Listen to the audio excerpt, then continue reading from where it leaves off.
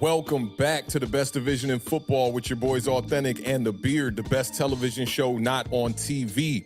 We got a bunch of games now back on the slate, man. The Eagles are coming off that bye. We got the Cowboys headed to Carolina to take on the Panthers. The Eagles are going to be in a Super Bowl rematch taking on the Kansas City Chiefs. That should be a really interesting game. I think that one's on Monday night. You got the Bengals headed to Baltimore to take on the Ravens tonight on Thursday Night Football. Don't forget to turn on y'all Prime Vision on that game. That'll be the best way to watch that broadcast. And my New York Giants are traveling down 95 to take on the Washington Commanders right here in Washington, D.C. This is my 5th day in a row streaming, y'all. I definitely have been having a ball streaming and talking football with y'all the past couple of days. Shout out to the homie Sal from He's a Giant. He got to join us on the show that I did impromptu yesterday afternoon. And also shout out to everybody that's been tuning into the Bleacher Report streams as I try to build up a following over there, man. Definitely appreciate all of y'all rocking out with me.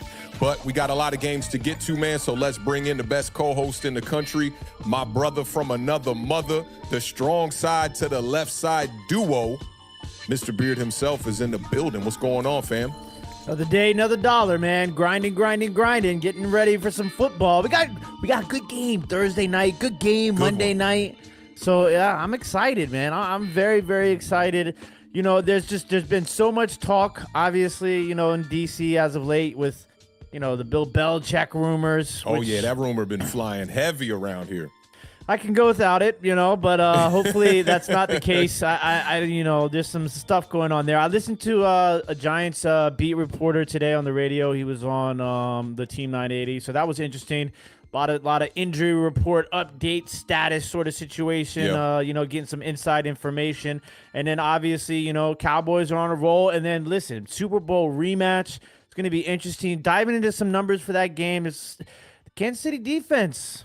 That's really good. Yeah, really good. pretty damn good. So yeah, I'm excited. And then tonight, obviously, I mean, the Ravens coming off of that loss, and Cincinnati coming off of that loss. Cincinnati is like in must-win mode now, like hardcore. Yeah, that AFC is division. Yeah, that AFC is tough, and that division I think is hands down, top to bottom, probably the best division in football right now. I don't know, man. I think the Steelers are a little Steelers are a little suspect. Place. Browns are a little suspect, but let's go technically record-wise from top to bottom. The best as Bill Parcells would say, you are what your record says you are.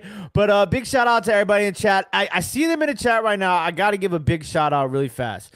Vintage Sport Flips is like 6 subs away from 1,000 subscribers, ladies and gentlemen. So if you're in the chat right now, this is the guy that has sponsored so many awesome giveaways here on Awthentik and the Beard. His YouTube channel is in the description of this video. Do me a favor. Please go subscribe to our guy, Keith from Vintage Sport Flips. He is so close to 1,000 subs. And for those of you that don't know, it's a milestone when you hit here on YouTube. So I just wanted to give a big shout out to my guy. So definitely check him out. And big shout out to everybody in the chat. Everybody who's watching us across all the platforms. That's Twitch, Twitter, Facebook, and, of course, right here on the YouTubes. All right, man. We going to kick this off proper. I wanted to start off with, you know, some flowers. You know, we're not near Valentine's Day quite yet, but let's start off with some flowers. I hope you brought some to the table. We're going to talk about the Cowboys headed to Carolina to take on those Panthers.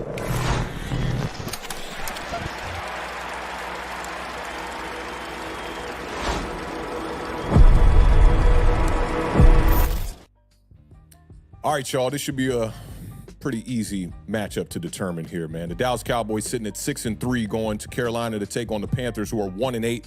Kickoff is Sunday at 1 p.m. Eastern Standard Time on Fox. Betting line has the Cowboys by 10.5 with the opening line here. The series record, the Cowboys own it with a 10-5 record. Last meeting, the Cowboys beat the Panthers 36-28 in 2021. That game was at Jerry World. Last week, the Cowboys beat the brakes off the New York Giants 49-17. The Panthers took an L to the Bears 16-13.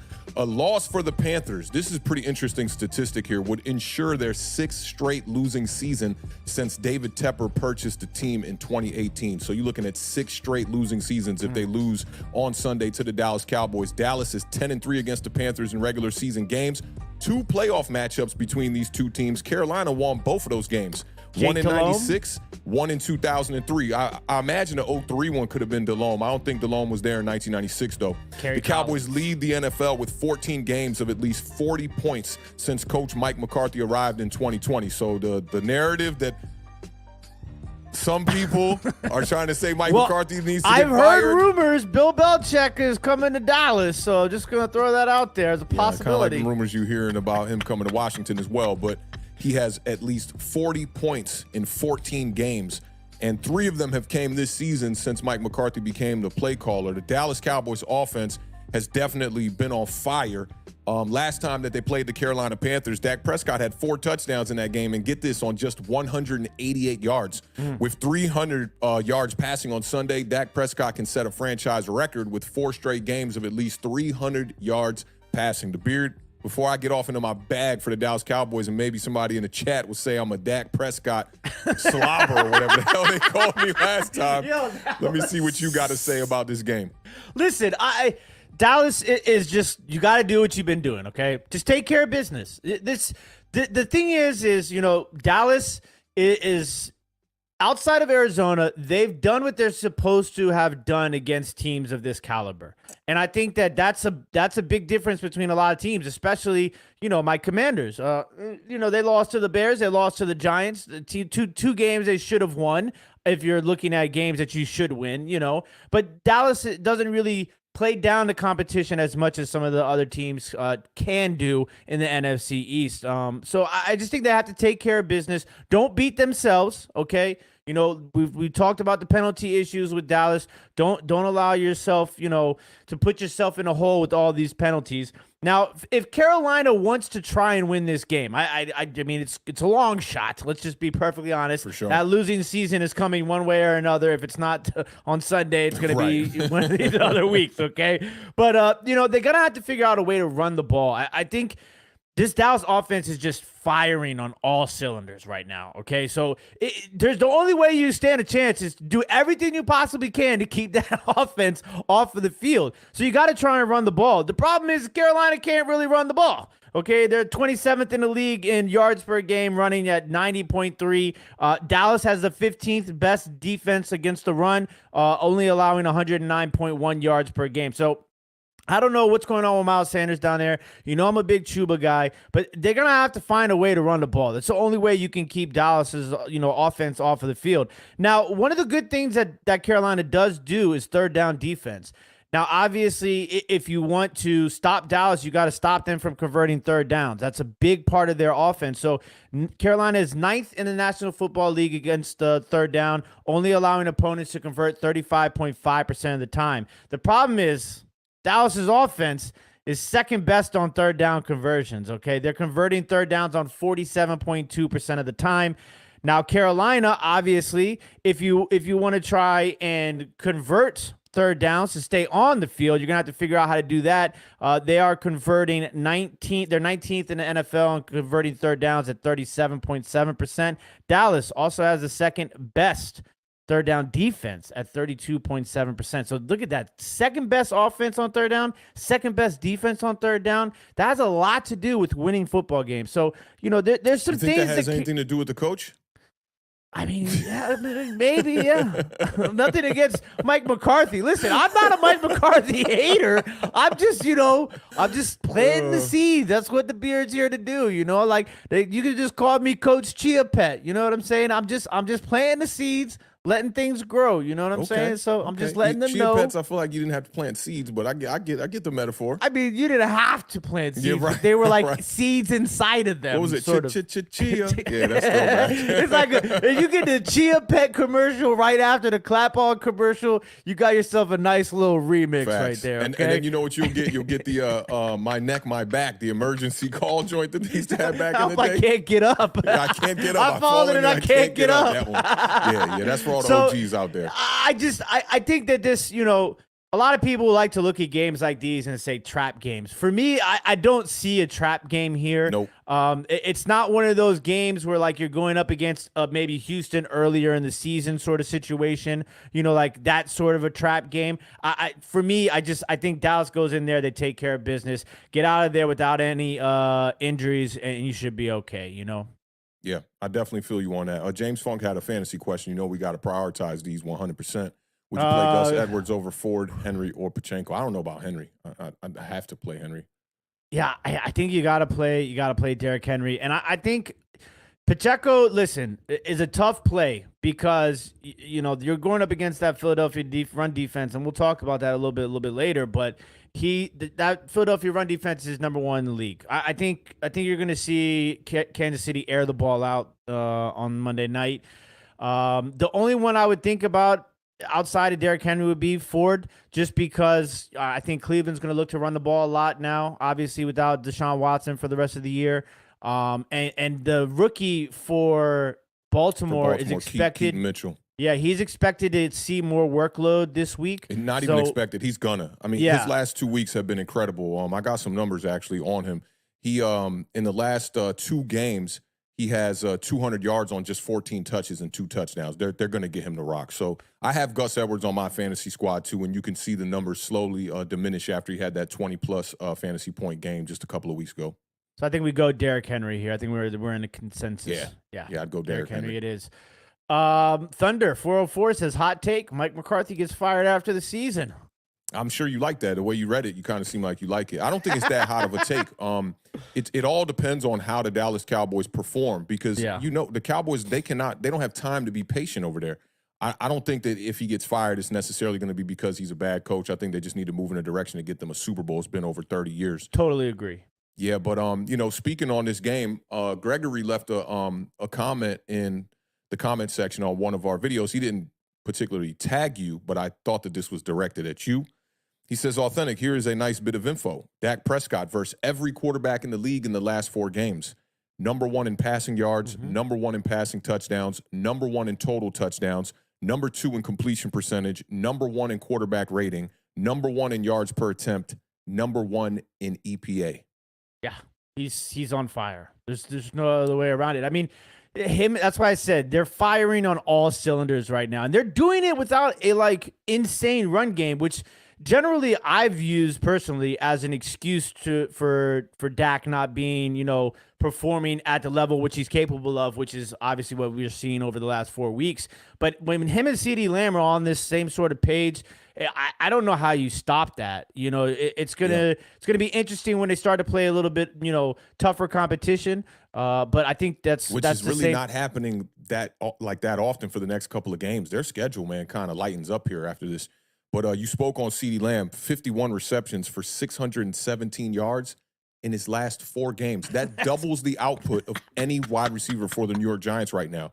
He's got 3 touchdowns during that stretch. He also has at least 100 yards in all 4 of those games. CeeDee Lamb has an NFL-leading 4 games with at least 10 catches this season. He needs 25 yards for his 3rd straight 1,000-yard season. The only Dallas wide receiver to ever get to 1,000 yards faster than CeeDee Lamb, which CeeDee Lamb did this in 9. He's about to do it in 9 games. Is Michael Irvin, who did it in 9 games as well. And actually, for CeeDee Lamb, it's going to be in 11 games, right? Because they're sitting at, let me see, the Dallas Cowboys are sitting at what? 6-3. So it'll be 10 games when he enters this next game. But CeeDee Lamb definitely on a tear this year. I love what I'm seeing out of this offense, to be honest. And you talked about the running game, right? And the lack of the running game. And I think that this is a game where Tony Pollard could really, get his legs going and start to, get in that right direction as a lead running back. The Panthers are allowing 132 yards on the ground per game. And they've allowed 15 touchdowns on the ground thus far in the season. Now, offensively, which there's not a lot to speak about for the Carolina Panthers, Adam Thielen has definitely cooled off a little bit, but he's still projected to put up career numbers, receptions, and yards, which is ridiculous. Crazy. Being as old as he is right now, a guy who a lot of people wrote off, and Thielen definitely did not write back. But this offense, they've scored just 2 offensive touchdowns in the past 12 quarters. Miles Sanders has been an absolute non-factor. He had just 2 rushing attempts last week, and they don't seem to want to implement him in the game plan at all for the Carolina Panthers, with a quarterback who's definitely been struggling this year. I want to say Bryce Young has 8 touchdowns, 7 interceptions on the year, and he also has one of the worst passer ratings in the NFL, 2nd worst right now. The Cowboys right now, that defense has been on fire. They're only allowing 166 yards through the air per game. And, I think the guy who's been kind of quiet this year is Micah Parsons a little bit. He went without a tackle versus the New York Giants. Yeah. First time in his career that he has played a whole entire game and did not have one tackle. But he still is top 10 in the NFL in sacks. He's got 7.5 sacks on the season. He's got 2 consecutive games on the road with sacks, too. So I do expect him to be able to get after Bryce Young in this game. And that secondary's just been really good. A lot of people saw when Trayvon Diggs went down with the injury, you know, there was a lot of worrisome happening in the Cowboys community and outside of it along the NFC East community. But Deron Bland, the dude has just been incredible. He had an interception last week against the New York Giants. Unfortunately for the record, for the Dallas Cowboys, it wasn't a pick six. But he just needs one more pick six to tie the NFL record of, ever of having 4 pick sixes in one season. He's got 5 interceptions on the season, which is second in the NFL. So this game presents a bunch of matchup problems for the Carolina Panthers, if you ask me. The Carolina Panthers have been at least waiting for a breakout game from Bryce Young, and they're just not getting it. And if you look around social media, a lot of people have wrote him off, and, they're pretty much saying that the Carolina Panthers made the wrong pick, even though the Houston Texans were on record saying that they wanted to get Bryce Young. So, I mean, bless the football gods one time for them, because getting C.J. Stroud has really worked out for the Texans. 6 offensive linemen for the Texans have been on IR this year. So you can't sit up here and say that it's offensive line is the reason why C.J. Stroud is flourishing the way that he has. The kid is balling out, 15 touchdowns, 2 interceptions on the year.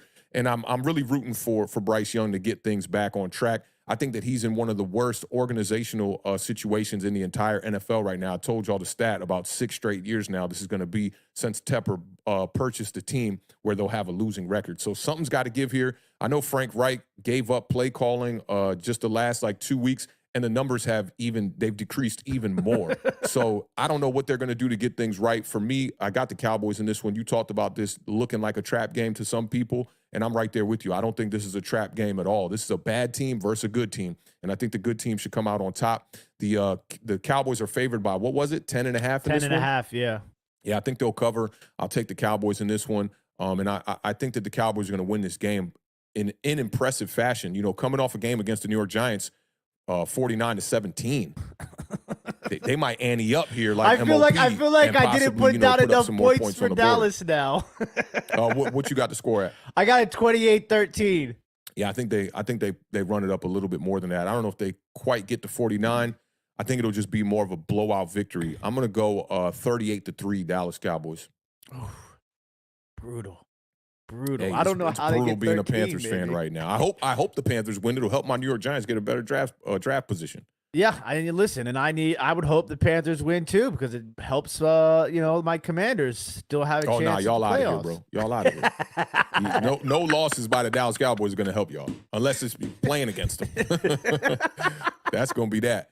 But what was your score again? You said 28. 28-13. So you got just a 2-touchdown victory for them. I don't know, man. If this will prove who's the worst team in the NFL, whether it's the New York Giants or the Carolina Panthers. We will find out. But speaking of the Giants, let's get right into that game. The Giants are traveling down 95 to take on the Washington Commanders. Giants are on the board with 11:16 to go here in the third.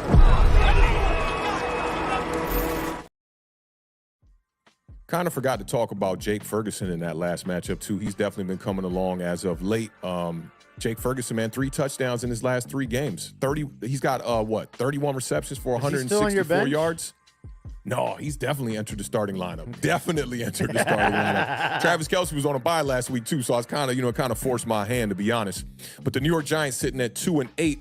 Headed to Washington here to FedEx Field to take on the Washington Commanders, who are sitting at 4-6. This game is at 1 p.m. Eastern Standard Time on Fox as well. I'm glad I'm in the D.C. market. I'll be able to watch my game on TV. Washington by 9.5 was the opening line. That's kind of crazy, but we do got Tommy DeVito at quarterback. Time since Washington's been favored by that much. It's definitely been a long time. The New York Giants lead the series 107-71-5 against the Washington Commanders, Redskins football team. Whatever you want to call those guys. Last meeting, the Giants beat the Commanders 14-7. And I'm going to talk a lot about that game and possibly try to find an angle for my New York Giants to win this game. That was October 22nd of this season. Last week, the Giants lost to the Cowboys. The Commanders lost to the Seahawks 29-26. The Giants are 49-40-2 at Washington all time. New York has won the past 2 meetings. I think that might change this week, though. We'll see. The Giants are looking to snap a 3-game losing streak. This is the Giants' 3rd straight road game. The Commanders have lost. This stat was so wild to me. We going to fade the music on for this one, right? Because y'all had such a great spark when the season started, right? Y'all were 2-0. Yeah. Since y'all were 2-0, y'all have lost 6 out of 8. That is, if I'm a Commanders fan, I am in my straight feelings one time. The New York Giants offense still has not scored a first quarter touchdown all year long. The Giants' 118 points are the fewest in the NFL through 10 weeks of football. Now, I want to talk about Sam Howell. We talked about Sam Howell a lot when we did the recap show on Tuesday, man. Some really good throws in that last game, and I think the loss to the Seattle Seahawks had really nothing to do with him. He leads the NFL right now in passing yards and completions. Over the past 4 games, the Washington Commanders have ran 183 passing plays to 78 runs. Sam Howell has 17 touchdowns on the year. My homie BT, my homie Antonio, he made a bet with somebody who was so damn confident on social media saying that Daniel Jones was going to have a better season than Sam Howell. And I thought it was a great bet to take. I think they made like a $200 bet on this. And, you get to week 8 and you already got to pay up, which is kind of crazy. Sam Howell, 17 touchdowns on the year. That's more than Daniel Jones had all of last season. Howell is 9th in explosive pass plays on the year. Those are plays over 20 yards. He has 32 of those. And Sam Howell is still the most sacked quarterback in the NFL, though, 47 sacks. So he is taking care of the ball a little bit better and not holding on to it as long as he was at the beginning of the year. But he does still have 47 sacks on the year. He's been sacked the most out of all quarterbacks. Daniel Jones is still 3rd worst right now as far as sacks go. He's been sacked 30 times. I can't remember who was second. You might want to look it up. I got a little bit more bag to get into, but I can't remember who was second. I can't remember. I'm trying to have that, the visual kind of memory right now, and I just can't remember who was second. But Daniel Jones is 3rd. He's got 30 sacks. That was in 7 appearances. Washington is passing the ball right now on 68% of their snaps. That's number 1. Zach Wilson, that makes sense. That's number 1 in the NFL. 68% of Washington's snaps are passing plays. Now, running back Brian Robinson Jr. pretty much had a breakout game last week, and it wasn't on the ground. It was really through the air. He had 6 catches, and he had 157 scrimmage yards versus Seattle. A lot of that was off script from Sam Howell in that game. Darius Slayton right now is the Giants' leading wide receiver. He has just 81 more receiving yards than Brian Robinson. Just think about that. Brian Robinson only has 11 receptions on the year. He has 256 yards. Darius Slayton has 26 receptions, which is more than double, and he only has 337 yards on the year. Running backs should not be having more yards per reception than a guy like Darius Slayton, but that seems to be the fact here. Now, wide receiver Terry McLaurin, he needs 1 more touchdown catch to tie franchise history for 10th on the list. That'll put him at 24. He has just 1 touchdown since week 2. McLaurin has averaged 92.5 yards a game in his career against the Giants, though, so look for a big game out of McLaurin. Cameron Curl leads all defensive backs with 4 games of 10 or more tackles right now. His 81 this season are the 2nd amongst all defensive backs. Lawrence Tynes tweeted out something the other day I thought was just like, how I be saying, like, people just be talking because they got lips? Like, this one was, he said Jason Pinnock is a top 10 safety in the league. Not only that, he's probably a top 5 or top 7 safety in the league. I was like, what warrants you to say that? He was like, I've talked to other scouts and other people in the front offices of NFL organizations, and this is the word going around. I'm like, well, you pretty much are saying a projection here. And I think people just got to stop doing that. Like, Lawrence Tynes is also the guy who said Daniel Jones was going to be in the MVP conversation this year. He's also the same guy who said Daniel Jones was the best quarterback in the NFC East in August. People have to just stop doing the projections. Like, I don't mind this is why when we talked about the top 10 list the other day and you talked about this year and you were like, oh, just this season, I can't do a top 10 list on just a season or projecting it. If you're going to do, they got to put the asterisks on it. Because when you say top 10 quarterback and you ignore a guy like, let's say, Russell Wilson's complete history, I think you're doing yourself a disservice there. And with these tweets from Lawrence Tynes, I'm just like, if it's a projection, say that you project the guy to be a top 10 safety next year or within time to come. Pinnock has been a starter for 2 seasons. There's no way we can put him over even guys like Cameron Curl, who's been doing this, been putting pen to paper for a long time. Now, you got Benjamin St-Juste, who is also tied for NFL lead right now with 15 PBUs right now. So y'all defense is playing in the secondary about as well as they can the last couple of weeks, I'll say. Now, you have had some tough matchups. obviously. I think that with the Seattle Seahawks matchup, it's really hard to determine and hard to judge it because they're not playing their best ball, right? Now, I want to go, before we get into your roadmap, I just want to talk about, because this is going to be short and sweet. It's not much to talk about with the New York Giants right now, but I am going to talk about the keys to victory for us before the Beard goes off into his roadmap. Now, if you look at the last game when we played y'all, defensively, we virtually pitched a shutout in that game. Yep. The opportunities that the Washington Commanders had to score were all off of either turnovers or mistakes that happened by the offense. You got to look at the muff punt from Sterling Shepard that set y'all up, and you got to look at the fumble from Saquon Barkley that set y'all up late in that game. So for me, if the Giants want a chance in this game, they got to pitch another shutout on defense. Anything over 10 points, that's going to be too much. If you allow the Commanders to put up 10 points, say goodbye to all your chances of winning this game. You got to get pressure on Sam Howell. Dexter Lawrence had 2 sacks on Sam Howell in the last meeting, and Sam Howell was sacked 6 times in that game. Find a way to stop the run early. We did all these things in that game. Last game, y'all leading rusher was Chris Rodriguez. He led y'all in rushing with 31 yards. Brian Robinson had just 23 yards in that game. Washington was 1 of 15 on third down. They went 0 throughout the whole entire first half of that game. Yeah. They got their only third down conversion late in that game. And I think we need another big game from Bobby O, definitely. Bobby O needs 9 tackles for his 3rd straight season with 100 tackles. He had 11 tackles last week.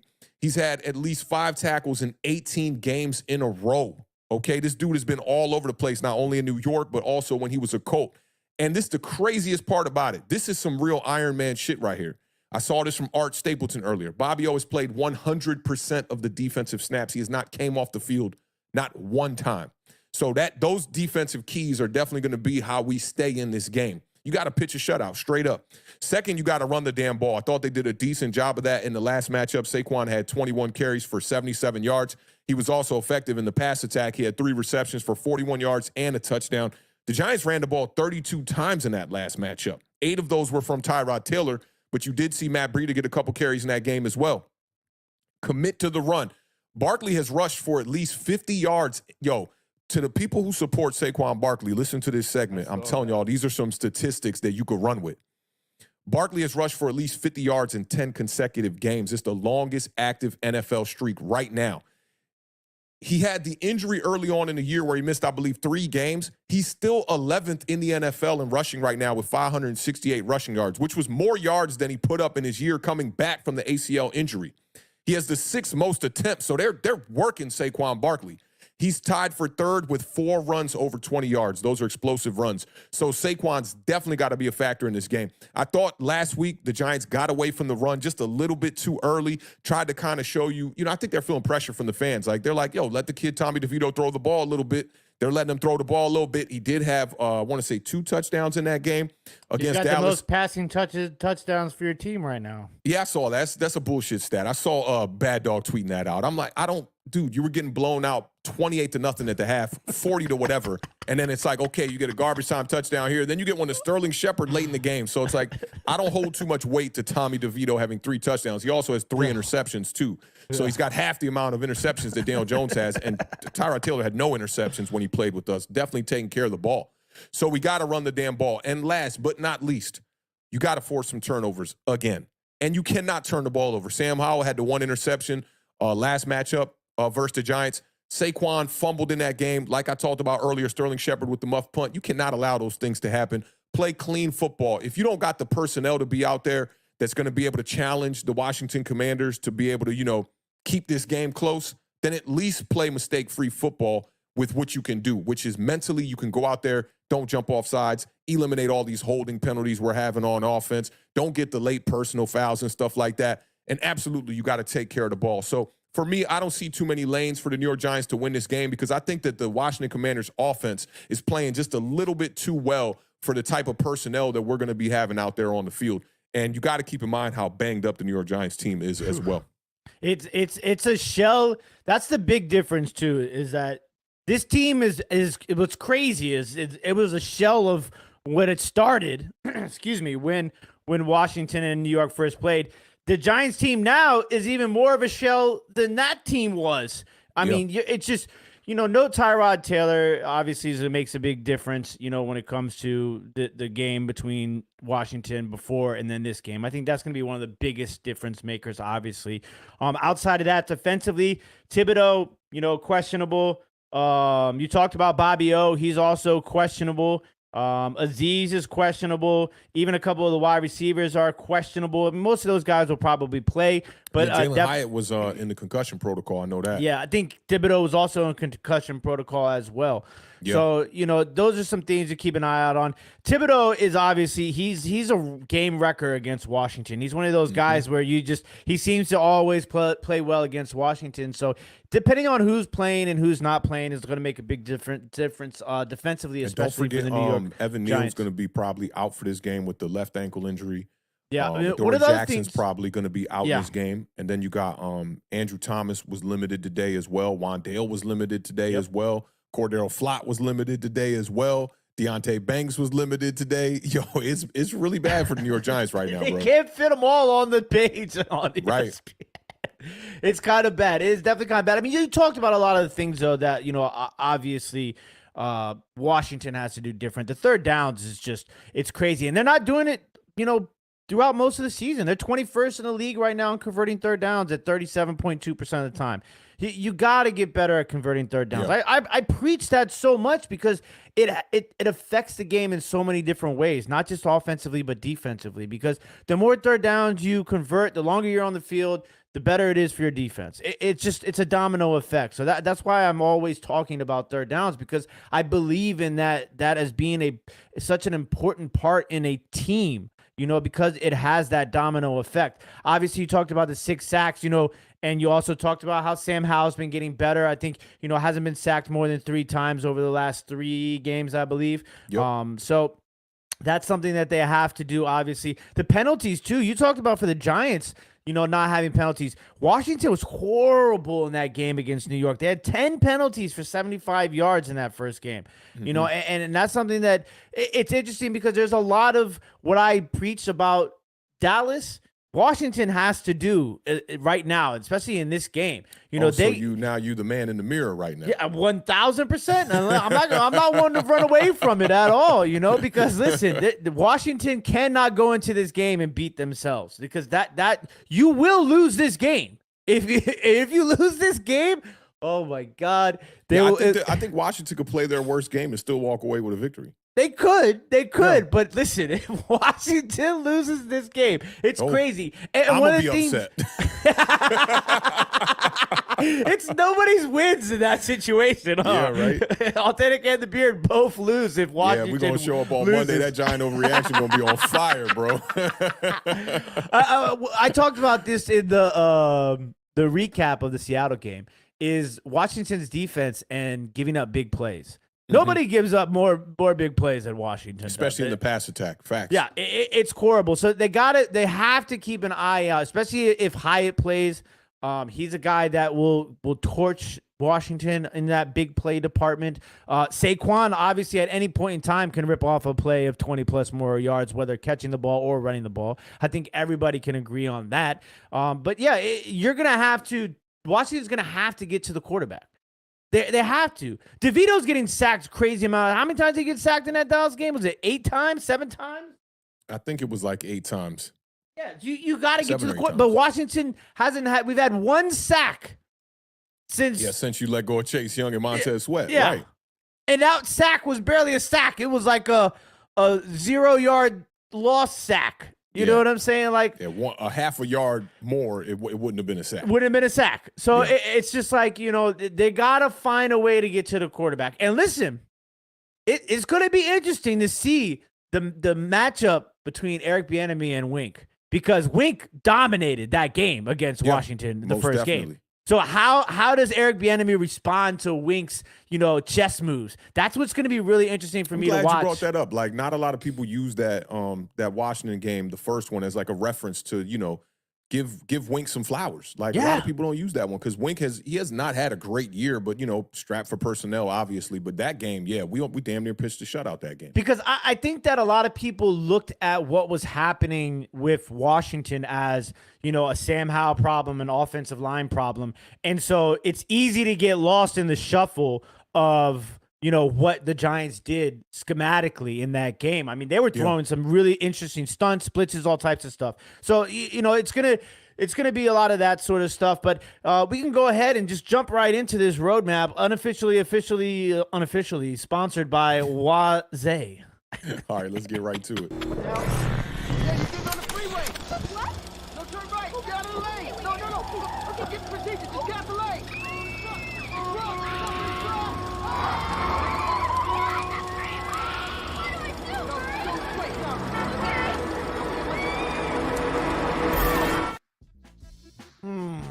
Here we go. Roadmap time, ladies and gentlemen. All right, I tried to mix things up a little bit because, I noticed that Awthentik's been giving me a little pew-pews on my, my number or more. It's like leaving a lot of room for pushes. So I'm trying my best like here to not get... 3 or less. Oh, man. All right, so I'm going to get a little bit more specific in this roadmap. All right. First stop on the roadmap, Washington has to win the turnover battle. That is an absolute must. And it's a lot more difficult than it is said because Washington hasn't been forcing any turnovers since, you guessed it, the loss of Chase Young and Montez Sweat. But that's another battle for another day. Now, after you win the turnover battle, you have to double the New York Giants in sacks. Okay, so Dang. Washington has to have. I'm giving you one of those right now. That's not happening. Washington has to have 2 times the amount of sacks that the Giants have in this game. Okay. I'm getting real specific here. Maybe like 2 and 1. I can see it could 2 be. and 1. It could be 2 and 4 for it. Who knows? We're gonna wait and find 6 out. and 3. 6 and 3 not happening. We're not going for that. Now, please, God, Lord Almighty, Mr. Bienemy, I love you to death, brother. Run the damn ball. But run the damn ball, my guy. Come on. I'm not even going to ask for 125. My dog is downstairs barking because I'm slapping the armrest on my chair right now. He thinks somebody's at the door. Okay? Yeah. I'm going to need you to run the damn ball. The damn door. That's what you about to do. Just give me 100. Just give me 100. I'll be all right with 100. yards as a team. All right. I'll be all right with 100, okay? And then next up on the roadmap, we're going to keep it easy. We're going to go right back to the running the ball on the opposite side of the field. Stop Saquon. If you stop Saquon, I think you're going to be okay. Saquon, I'm worried about. We got to hold him under the magic number. What? Let me hear your number. I'm curious to hear your number. Under 100 total yards for Saquon Barkley. Under 100 total. 70 was the magic number through 2022. Every game that Saquon ran for over 70, we would win that game. Outside of the Colts game, that was the only victory that Saquon did not rush over 70 yards, and we got a W. So, ladies and gentlemen, that is the roadmap to victory for the Washington Commanders against the New York Football Giants. I like it, man. I like it. Some good stuff. The double the sack total is going to be the toughest one. Watch this after this game. We'll go back on Tuesday, and that's going to be the only one that hits. right. Yeah, knowing our luck, right? Knowing our luck. That's a fact. So let's get to these scores, man. I think do I see the Giants weaseling their way to a victory? I'm going to go 14-14 tie. That's what I'm going with. I'm going 14-14. Oh, my guy, Awthentik. Tie, second tie in 2 seasons. Sounds about right. I'm going to go 27-10 Washington. I ain't too mad at that. Spike don't care. Oh, hand just slipped, bro. My bad. That's messed up. Hey, that'll put y'all at 5 wins on the season? Yeah. 5 and 6. This is a must win for y'all if y'all want to keep any kind of chances alive here. I know mathematically y'all are still in the mix right now, number 9 in the hunt right now as far as the playoffs go, but y'all definitely got to win this game. Y'all mess around and lose this game. Oh, man. Somebody's going to get fired, right? Somebody's going to get fired. I mean, who knows at this point? I was reading some articles that were saying that y'all defensive problems could possibly be personnel issue, making mistakes rather than the Del Rio scheme. Well, a lot of I think that stems from players actually coming out and saying that. Yeah. I don't know if that's a PC way of approaching it. Yeah, could be because a lot of and players take blame. I also don't know if there's a big difference between blaming a scheme and blaming a coach, I think, right? Because it Yeah, might not like necessarily situationally and all that. exactly. It might not necessarily be the actual defensive scheme, but the lack of pressure. Like putting players in certain positions. But I'm Yeah. sure there's a lot of it though too. Like you've seen it. There's been key plays where, like especially on the big plays, where a player obviously missed an assignment, didn't go in the right gap. The coverage was blown to a certain degree, and that's definitely on players. You know what I'm saying? But like, it definitely falls back on the coaching staff to a certain extent too, because if that was the case, you'd see that more often in the NFL, just players making mistakes like players do. But like, coaches have to hammer it into them, and that's part of their job, and hopefully that's why I would imagine most players remember it, because their coach is hammering it in their head. You know what I'm saying? So it's a little bit of everything, I'd imagine. Yeah, and the other thing I question on the other side of the ball is, losing 6 of your last 8, right? Mm-hmm. Like how much of that is aiding what we're seeing from Sam Howell from the quarterback position and forcing Eric Bieniemy to have to throw the ball, being down in games? It's weird because me, like I'm a doesn't matter any time in the game you run Yeah, run down the ball, 30, right? hand the ball off. Yeah, but I think part of it, and this sounds crazy because you're in the mix, right? Or you should be in the mix going into the season. But I think part of it has to be like maybe subconsciously Eric Bieniemy just testing Sam Howell, just seeing what he's capable of doing, right? Yeah. And maybe Sam Howell passing a lot of those tests is allowing Eric Bieniemy to put more on his plate. Yeah, I don't think people would make it such an issue if it wasn't such a wide gap. The disparity wasn't so noticeable. Yeah, right? It's bad. Like if it was maybe like 60-40, nobody would really care. Nobody would say anything. Much. Yeah, you wouldn't care as much because 68 is like, damn, bro. You're damn near at 70-30. I mean, it's crucial. It's crazy because I saw this one stat the other day where it was like Sam Howell's the first player in NFL history through his first 11 games to pass for X amount of yards, rush for X amount of yards, and throw for his X amount of touchdowns, right? And it's like, in a weird sense, Sam Howell's kind of having like this like low-key historic year, right? Yeah. In a sense, right? But then it's just like, well, he throws the ball 50 times a game and da-da-da-da-da, right? Yeah, that's going to help and aid for sure. But I think to have only 9 interceptions, and let's not forget 4 of those interceptions came in one game. Yep. To throw the ball as much, to be that young in your first 10 games as a starter and throwing the ball that much and only having 9 interceptions, I think that kind of gets overlooked a little bit too, right? Because it does. That portion of it reminds me of Daniel Jones a little bit. When he came out, they were throwing the ball over 35 times in every game with Pat Shurmur. That's how he had those big games. And I think when you put that much on a guy's plate, right, and he shows you that he's not turning over the ball a ton, then you can look at that as it is something positive to build upon. But having the 9 interceptions and then also having a good chunk of fumbles as well. Yeah. When you combine that with turnovers now it starts to become an issue because you're looking at a guy who has 17 or 19 touchdowns. 17 touchdowns, 9 interceptions. I think 5 fumbles maybe lost. Five lost. You see, so that number starts to become even now. A little bit more skewed. And then when you get down to that point where you're like a Daniel Jones, where in 5 years of football you have 64 turnovers and 62 passing touchdowns.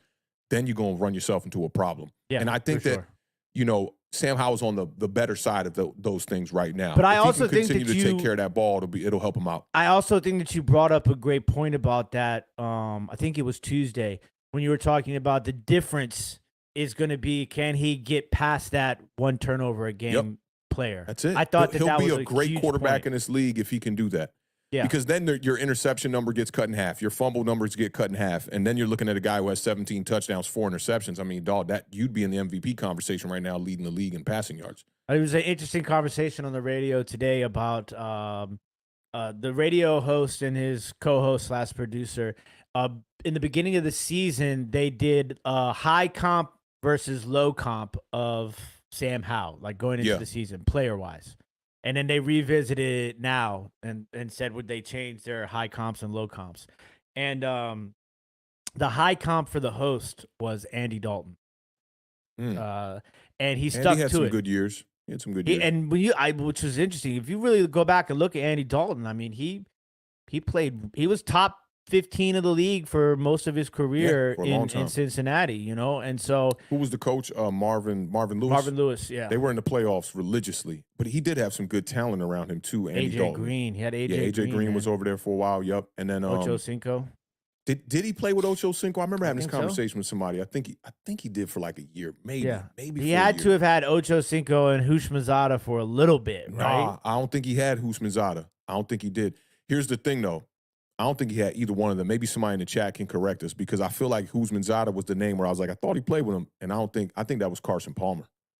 Oh, you might be right. Yeah. And I then didn't think remember, about that. Ocho Cinco left before TJ Husmanzada left. I always forget about Husmanzada that. became the number one for a while there. So if Yeah. he played with one of them, it'll be Husmanzada. But I'm a bank on he didn't play with either of them, to be honest. Interesting. I didn't put two and two together, but yeah, they had, and then the other guy had Carr as Sam Howell's high end comp, and I think both of their low end comps were Colt McCoy. Both Colt McCoy. Damn. I mean, that's a real low comp right there. Colt McCoy didn't really have much success at the quarterback position at all. Sam, I just think, now when teams get some more tape on him and you get to see him next year, that's when you really get to see who he is. It's hard to gauge a quarterback with just 1 year sample size. Yeah, it definitely is. Big shout out to our guy, Tuto for the photo on 99 Super Chat. Says massive salutes and respects to Awthentik in the Beard #1 and all diehard Giants fans in America. And cowards are falling down and can't get up no more. And 911 operator says, forget about it. Falling Big and shout I out can't to get Tudo. up.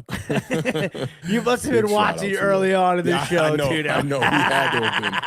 He had to have been. Big shout out to Tudo. All right, let's get off into this, man. We got about a good 20 more minutes.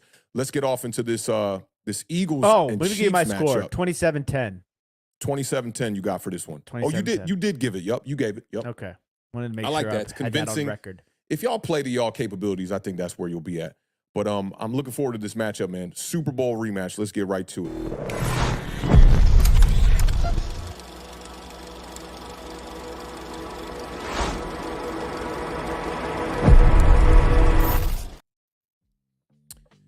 All right, man. This one is going to be a great Monday night matchup.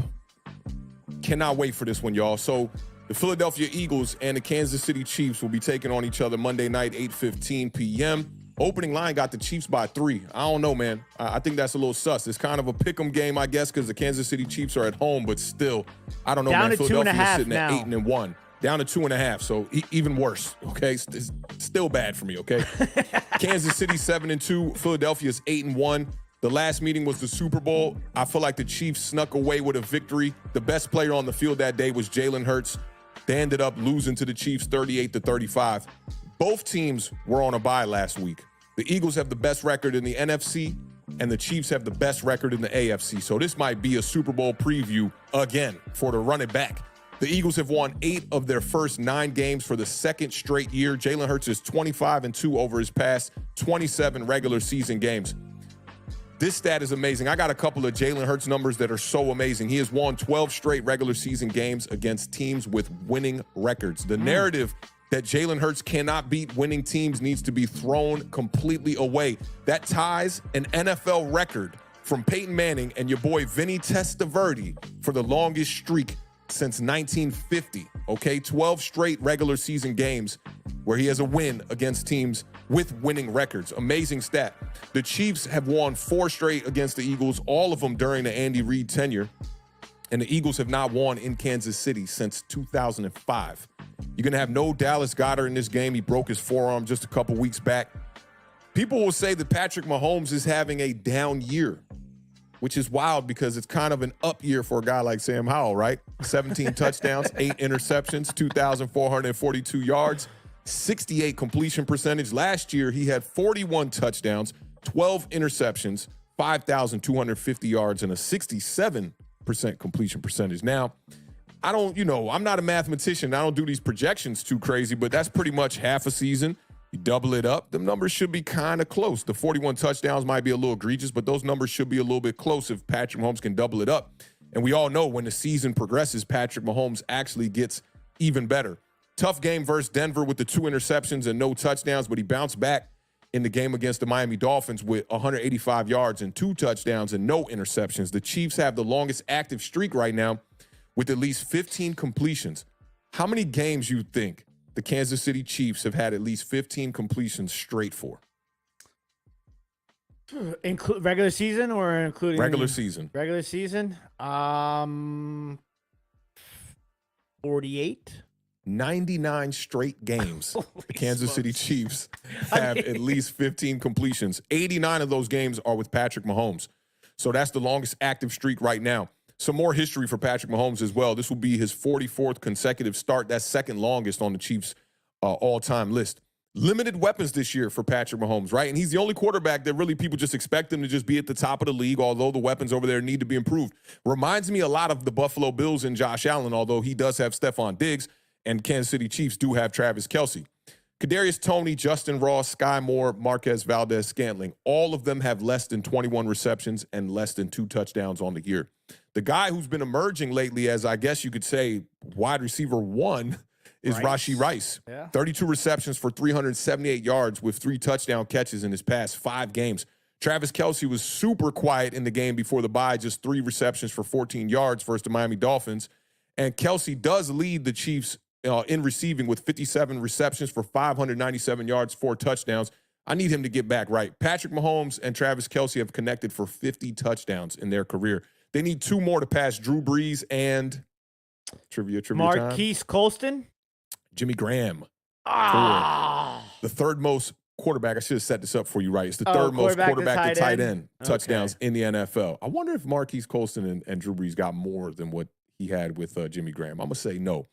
Kelce reached, or he actually just passed Tony Gonzalez for the most receiving yards in franchise history with 10,941. It's wild. Travis Kelce's like maybe the best tight end the game has ever seen. It's kind of crazy. He needs 2 touchdown receptions to pass Jason Witten for 5th most in NFL history by a tight end.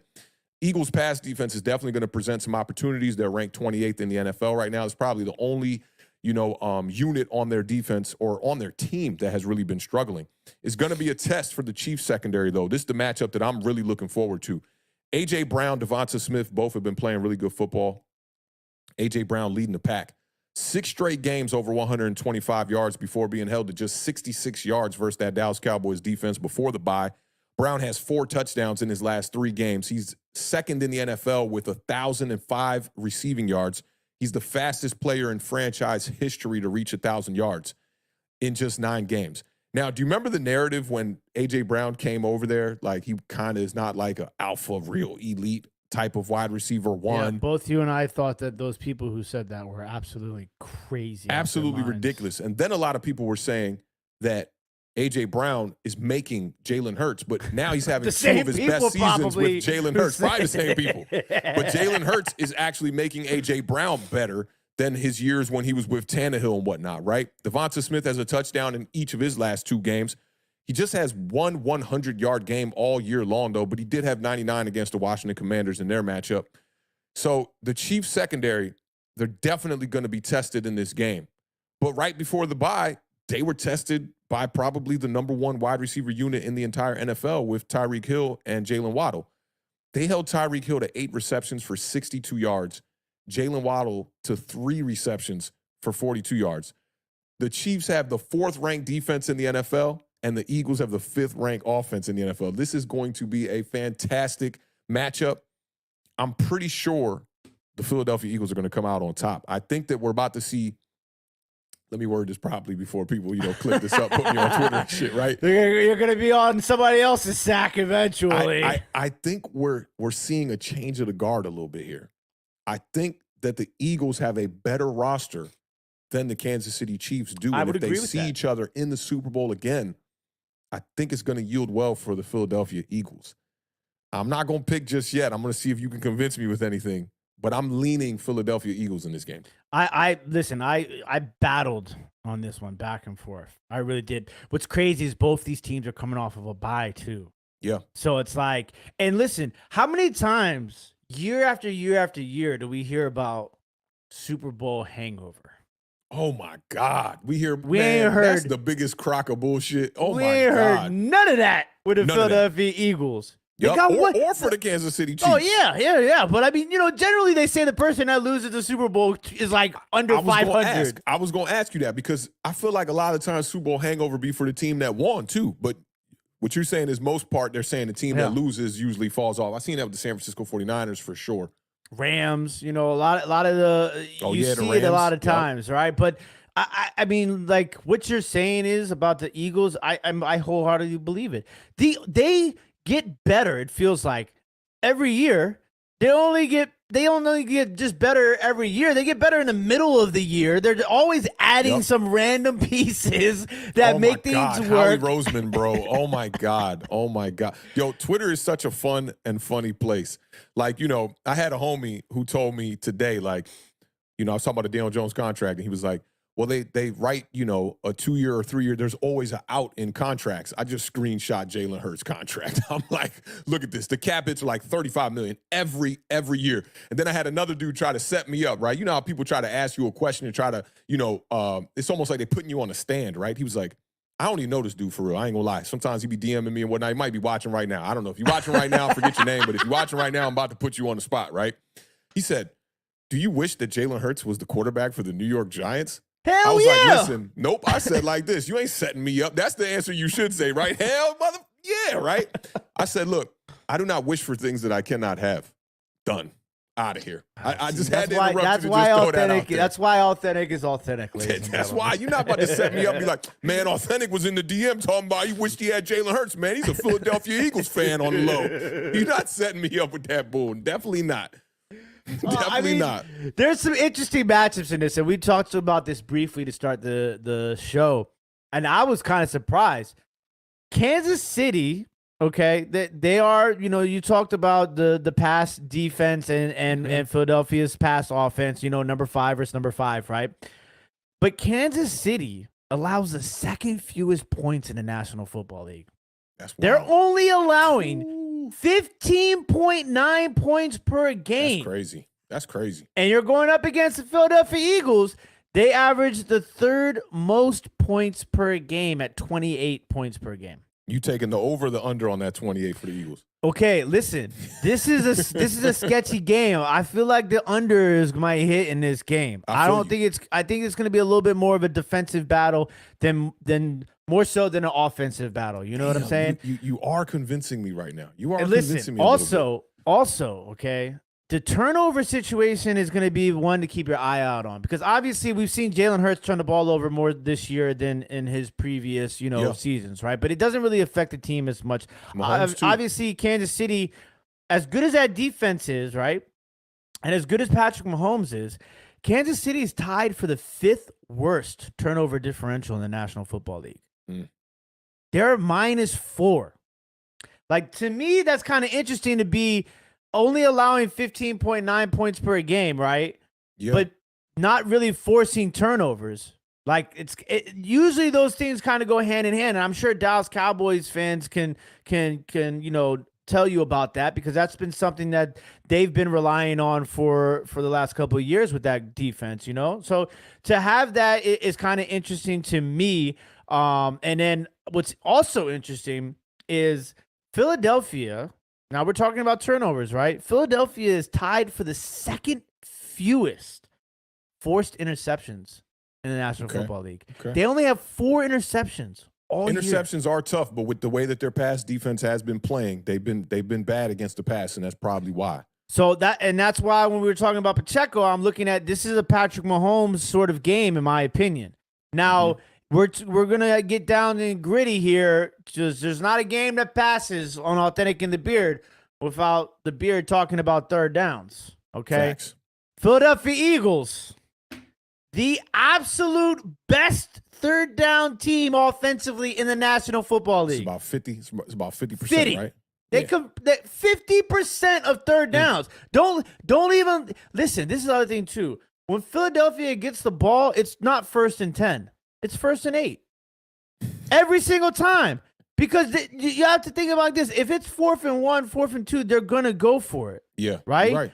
So you have to look at it like, I'll give you first and 9. I'll give you first and 9. First and 9, okay. We'll take first and 9. But I'm going to go first and 8 because it sounds crazier. You know what I'm saying? So, that's how Philadelphia is basically starting off. And so for me, like, for them to be able to be that successful on third down, because a lot of times, like, in your mind, you're like, oh, there's, they're fourth down conversions for the Eagles, the brotherly shove and this and that, right? Right. You don't think about, damn, they really only use that in like certain situations because they're so damn good on third down. 50% of the time. But listen, we talked about this Kansas City defense and how good they can be. They're not too shabby defensively third down. 11th in the National Football League, holding opponents to 36.5% conversion rate on third down. So those are some of the matchups I'm looking at in this game. I got to give you some homework here for third down.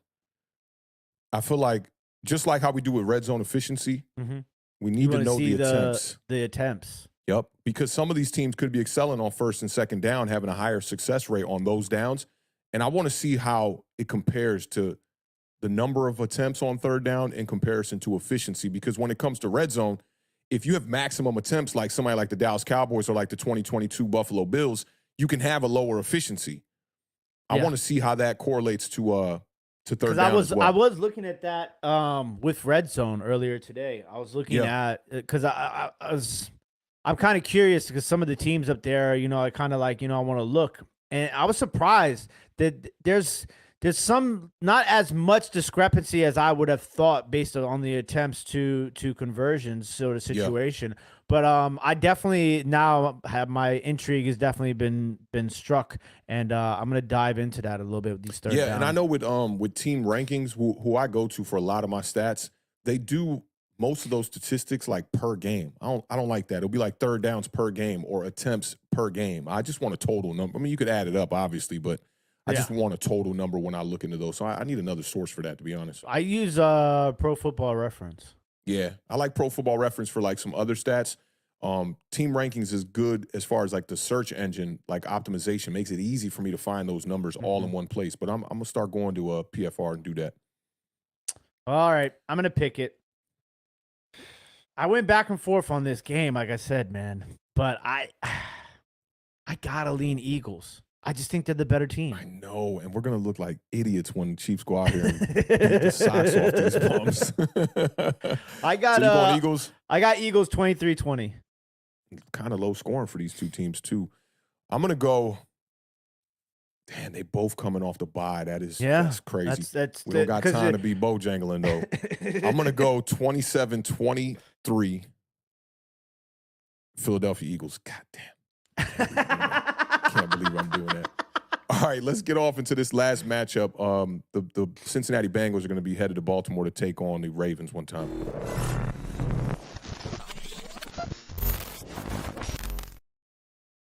All right, definitely looking forward to this matchup, man. This is going to be a good one. The Bengals are sitting at 5-4. Ravens are sitting at 7-3. Opening line had the Ravens by 2.5. Pretty much a pick 'em as well. The Bengals are in last place in the AFC North. Ravens are in first place. This is the fourth time in 5 years that the Ravens have led the AFC North through 10 weeks. But the Ravens haven't won the division since 2019 when Lamar Jackson won the league MVP. Last meeting, the Ravens beat the Bengals. That was earlier this year in September. They beat them 27-24, and that was in Cincinnati.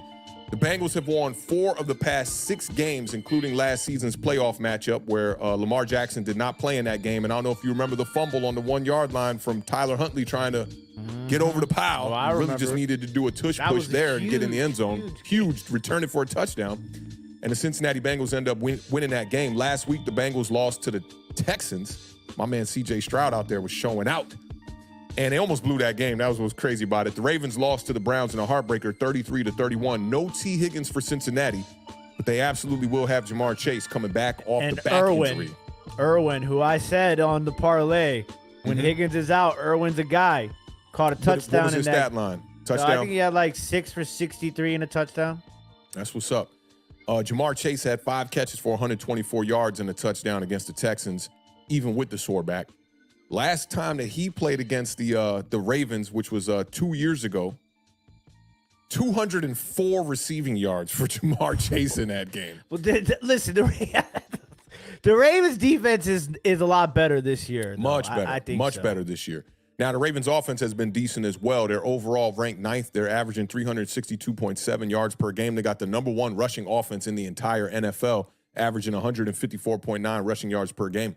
Lamar Jackson, you know, I saw somebody mention me on Twitter about this, like, oh, would you take Lamar Jackson right now after that contract? I'm like, yeah. Like, I know what Lamar Jackson is capable of. He's got 15 total touchdowns on the year, 5 interceptions, a couple of fumbles here and there, but that's expected with a mobile quarterback like himself. Less design runs for him this year, but he has not had consecutive games with multiple passing touchdowns all year. Y'all know that's my favorite statistic. But they've been running the ball very well, though, man. But he did have consecutive games with multiple rushing touchdowns, and that's what Lamar Jackson does. All right? Saw some vintage Odell Beckham with the quick slants last week. Had the 40-yard touchdown reception where he gave a little deuces on his way to the end zone. Tyreek Hill tweeted him and said, prepare for your fine. They like to find me when I do that. But it was Odell's only catch of the game. And the Ravens ended up losing that game. They were high-fiving on the sidelines, key and ha-ha and doing all that stuff. And they ended up losing the game late in the fourth quarter. Now, Mark Andrews has been Mark Andrews all year long. 43 receptions, 521 yards, 6 touchdowns already on the year. He's 1 touchdown reception away from tying the Ravens record of 41 set by Anquan Bolden? Tight ends, man. Tight ends. Oh, Todd Heap. That's my man right there. That's my guy. And, yeah, we talked about Keaton Mitchell, who's been having a really, really good couple of past weeks here, man. 200 yards, 14 touches, 2 touchdowns. That's an undrafted rookie. Like, yo, can I – like, when are the Giants going to hit on an undrafted rookie like that? Definitely not with Tommy DeVito. Kind of thought it was with Trey Hawkins in the offseason. Kind of thought it was, right? People like, man, Trey Hawkins, man, this kid, he's a baller, man. Been getting burnt toast and coffee time the last couple of weeks. I'm going to go with the Ravens in this one. I think that they're just a better team today.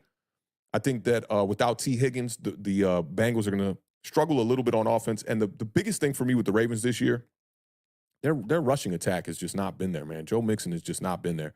I don't know if they're missing Samaje Perine maybe a little bit. You know, he was the guy that, could really bring in some rushing yards when Mixon was dealing with injuries or just being that second running back to him so that they had a running back by committee type of vibe. And lately it just has not been that. I don't even know who the second running back is with the Cincinnati Bengals, to be honest. But I got the Bengals losing this one. Give me the Ravens. I think they're going to bounce back after a tough loss last week to the Browns.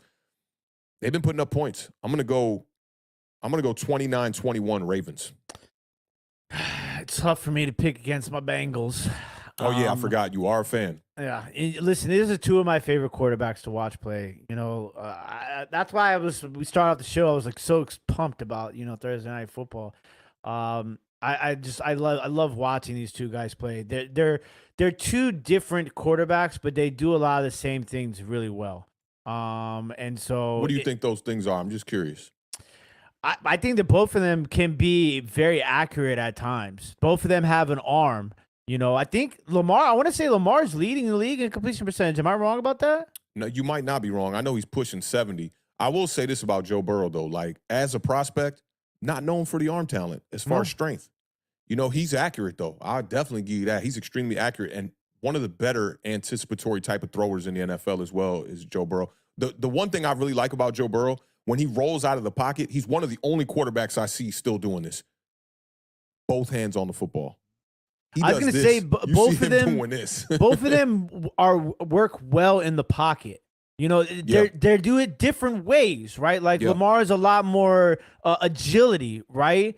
But they both can move around in the pocket with their eyes never leaving downfield. Yeah, they both and like when Lamar is like at his best, man, his eyes, just watch him. His head is just always down, and it's just that flick that Lamar does is just there's so much power in that throw. Yeah, Lamar has a weird like his throwing mechanics are a little funky, but the release is kind of quick. The motion is kind of like down and then kind of throws it, but he does release the ball pretty quick. I saw a fantasy question here from Deedon. What you think about this one? Shout out Deedon one time in the building. Yeah, I mean, if you have Boyd's a good replacement for Higgins. I don't.